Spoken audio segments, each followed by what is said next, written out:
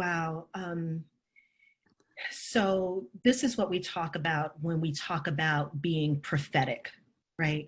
Prophetic isn't about telling the future, but prophetic is about a certain kind of truth telling and risk taking.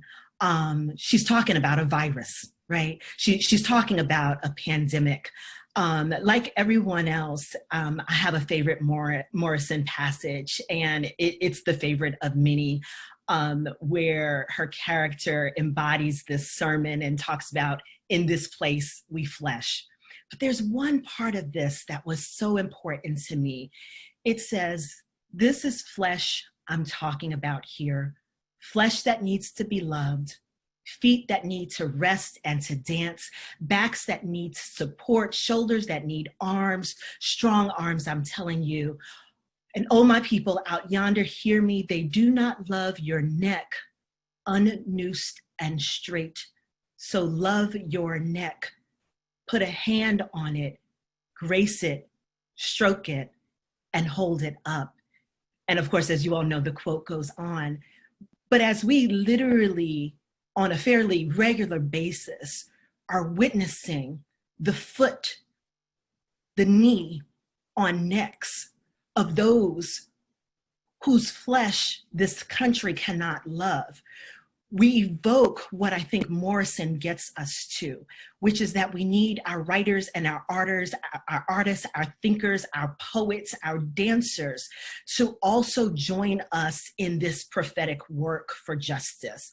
And so this is Morrison. Morrison is saying, we need to love ourselves and our body because there's a world that hates us. And yes, we need the legislation. And yes, we need the defunding. And yes, we need the policy. But we also have to teach people that this flesh needs to be loved. And that when you put your knee on it, when you put your foot on it, we will rebel and we will revolt.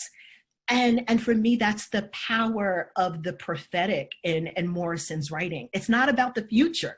She knew too much, right? She knew too much about our past and our history, about lynching, about the history of Black people in this nation. But her prophetic gift was to remind us that even if they don't love the flesh, we are called to love the flesh in the middle of the pandemic of both racism and, in this era, COVID-19. You better preach. Absolutely. I was like, how did you put me on a panel with Yolanda, right? But I think you're absolutely right? That sometimes when I share things with my students that Morrison and all of our great writers, it sounds like they are looking in a crystal ball. And I say to them, I'm like, no, they are hyper attentive to the moment and understanding of the past, right? They have their ear to the ground. And they are observant and then bearing witness in ways that is more speaking about that moment, really, in ways that things that will unfold in the future if we don't take care of them now. And that speech in particular, that one that you showed, Dana, the Howard speech that she delivers, she has a line in there where she's talking about like the steps to fascism. She's like, there's not a final solution. There are all these other things that before you get to the final solution. Yep. And at one point and I think it's like 96 or something. And at one point she says, they will put your babies in cages. Yep. And what she says. She says that, right? And so I love the way Yolanda put it, like, that she's part of this prophetic tradition that is speaking truth. And I think that when humanists, and she refers to herself as both an artist and as humanist, that when humanists do what they're supposed to do, they're also dangerous to certain kinds of regimes. And I love the way she reminds us in that passage that it's not about the Republican Party or the Democratic Party, right? Those are vehicles, right? But that our values have to be more capacious than that. They can't be contained. And that either one of those can and has been the vehicle for the very worst of what human beings can be, and can be the vehicle for for the best that human beings can be as well. Sometimes at the same time. Sometimes, yeah. That piece I want to say was 95 95, if not 95, it was 96. And Jamisha and Catherine, who are working behind, can tell us. But the year before that, Nelson Mandela had given the convocation address.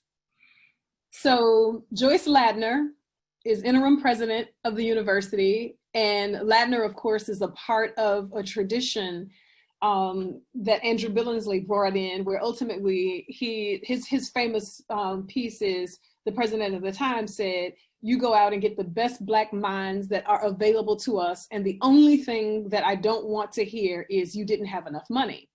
So part of that shaping and part of her being able to speak into that moment was because the context was ripe in the same way that it is now. Everybody's completely aware of backlash as a reality, and how do you prepare for it? And hopefully we can use her work to begin to think about how we move forward, because it's prophetic, yes, but it is prophetic because it is aware, because that awareness is there.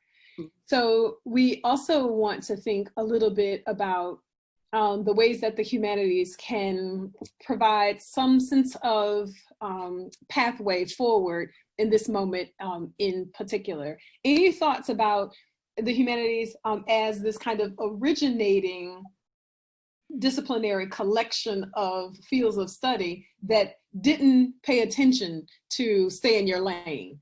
The humanities always said, everybody come, everybody welcome, we're all necessary to think this through. What can the humanities and the way that Toni Morrison thought about the humanities tell us about a way forward in this moment?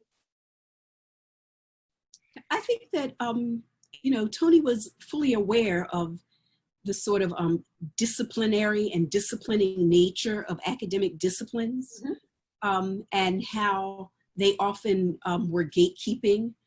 And, there was certainly a time when the humanities as a structure would have kept a Morrison out of it, right?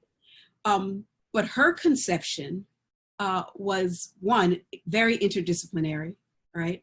And that's why I think the humanities as a category is attractive to her, because it collapses certain disciplinary boundaries and insists that they talk to each other, insists that it be attentive to what humans have had the capacity to create, to what paths forward human beings in their thinking, in their slow, serious intellectual thinking can create, what we can learn.